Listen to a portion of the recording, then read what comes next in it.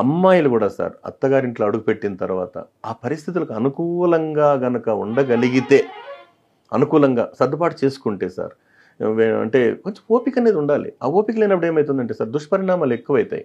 ఒకసారి సార్ ఒక అమ్మాయి పెళ్ళైన కొద్ది రోజులకే సూట్ కేసు సర్దుకొని ఇంటికొచ్చేసిందంట. ఎక్కడికి? పుట్టింటికొచ్చింది. తల్లి ఏం చేసింది? తన చేయి పట్టుకొని వెంటనే వంట రూమ్‌లోకి తీసుకెళ్ళి 3 గిన్నెలు పెట్టింది సార్. ఒక గిన్నెలో ఏం చేసిందంటే క్యారెట్, ఒక గిన్నెలో కోడిగుడ్డు, ఒక గిన్నెలో కాఫీ గింజలు కలిపింది సార్. కాఫీ గింజలు కలిపిన తర్వాత హాఫ్ అన్ అవర్‌కి ఏమైంది సార్? కోడిగుడ్డు ఏమైంది? మెత్తగా ఉండేది గట్టిపడింది. క్యారెట్ గట్టిగా ఉండేది మెత్తబడింది. కాఫీ గింజలు రంగును మార్చేసే స్వభావంతో కలిసిపోయినాయి. గింజల్లో సార్ నీళ్ళలో కలిసిపోయి హ్యాపీ కాఫీ అయిపోయింది. కాఫీ గింజలు కాఫీ నీళ్ళలో కలిసిపోయి టేస్ట్ వచ్చేసింది. చూడమ్మా, మీ అత్తగారింట్లో గట్టిగా ఉంటే మెత్తగా ఉండు, మెత్తగా ఉంటే గట్టిగా ఉండు. కాఫీ గింజలు అంటే మీ కాఫీలో ఉన్నట్టు గింజల్లాగా ఆ నీళ్ళలో కలిసి ఎలా టేస్ట్ ఇస్తుందో అందరిలో కలిసిపోయి